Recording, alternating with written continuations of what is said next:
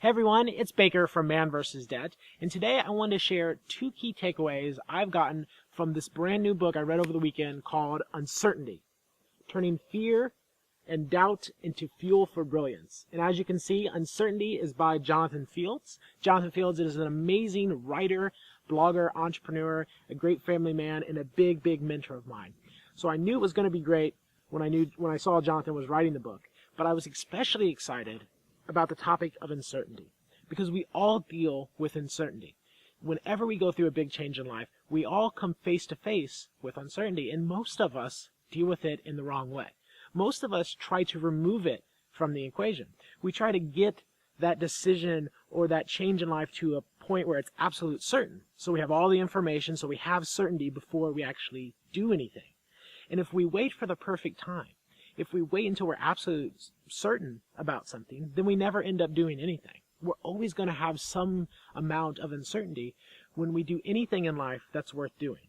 So once again, another big thing that Jonathan has taught me is anything in life worth doing is going to have some amount of uncertainty in the decision-making process or in the changing process. So Jonathan uses an example of two urns. So this is an experiment that was done several decades ago and has been redone over the decades. And it's in the book, and I've also heard Jonathan talk about it in person, but it involves two urns. Each have 100 balls in them. Over here, an urn with 100 balls. Over here, another urn with exactly 100 balls. This one, we know, is 50 black and 50 white. 50 black balls and 50 white balls. Over here, we know there's 100, but we're not sure what the distribution of color is. The experiment had someone, so imagine yourself picking a ball out of either urn, but before you picked it, you had to bet $100 and choose the color. So mathematically and logically, we understand that both of these urns have the exact same percentages. We're just as likely to guess the color and pick it out of the one that's unknown than the one we have information about. But the far majority, I forget the exact percentage, but the far majority of people pick the one that they know is 50-50. So why? Why, if we know logically that these are the same urns, do we almost all pick the one that's 50-50? And Jonathan argues, and I believe, that it's because we're afraid of being judged. We're afraid we're going to pick from this other urn and say black, and they're going to be like, haha, it was all white. You know, we're afraid of being tricked, of being taken advantage of being judged. And I think that as a society, after reading this book, I was reflecting, and as a society, we're so scared of being judged that we're not living the life that we know is possible. We're so scared of being judged that we're not living the life that we know that we want because of this fear that we're going to be tricked or taken advantage of, or we're going to fail and be judged. And Jonathan spends the entire middle half of the book talking about ways to fight back, including, like, he calls it creating your own hive, which, you know, you've heard me hark on surrounding yourself with passionate people and removing the negative influence. Jonathan calls creating it your hive, like the people that are going to fight back against that negative judgment because they're going to support you and be around you.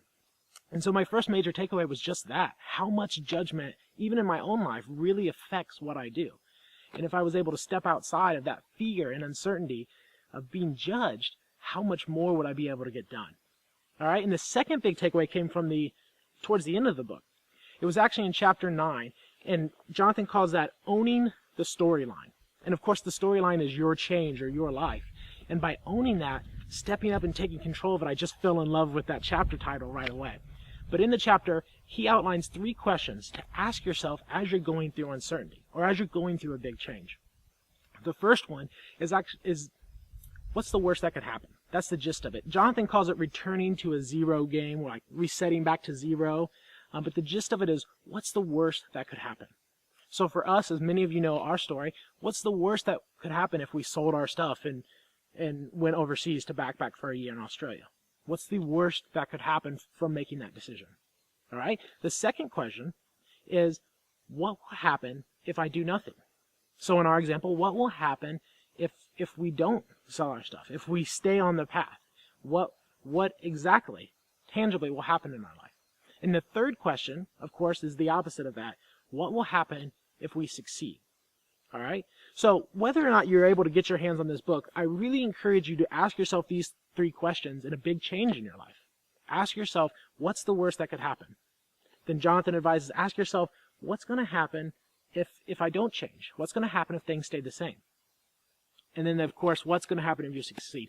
And just writing this down has completely shattered my view of uncertainty. I realized that 90% of the uncertainty or the fear that I had around a problem was in my head. And that by just getting that clarity down on paper, I was able to resolve most of it. Like I said, there's always going to be some. And Jonathan teaches us how to lean into that, how to move through that, and how to use that to empower our decisions. But you can eliminate so much of it just by doing this simple exercise. So whether or not you get the book, definitely do this exercise in your life. And once again, coming back to uncertainty, this is one of my top 3 books for anyone who has to use creativity to solve a problem. So if you're an entrepreneur or you have a mission or a cause or a message you need to get out to the world, absolutely essential. But anyone that's going through a big change where they have to use creativity to bring about that change in their life can benefit from this book. So it's up there with The War of Art. It's up there with Switch, another book I love. It's going on my bookshelf for sure. It's staying with me at all times. I really loved it. So go check it out if you can, and we'll talk soon.